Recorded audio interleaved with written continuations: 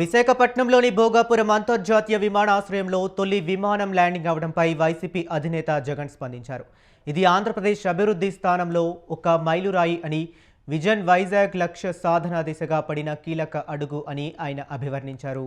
ఈ ప్రాజెక్టు ప్రస్తుత దశకు చేరుకోవడానికి తమ ప్రభుత్వ హయాంలో వేసిన బలమైన పునాదే కారణమని ఆయన పేర్కొన్నారు.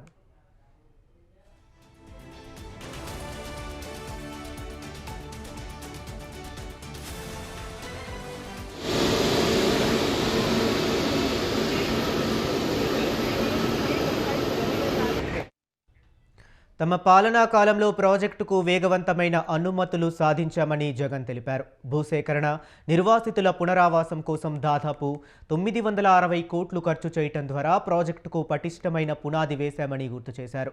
ప్రాజెక్టుకు సంబంధించిన ప్రధాన పనుల్లో గణనీయమైన భాగం అప్పుడే పూర్తయింది. ఆ రోజు తాము చేసిన కృషే ఇవాల్టి ఈ కీలక మైలురాయి చేరుకోవడానికి ముఖ్య కారణం అని వివరించారు.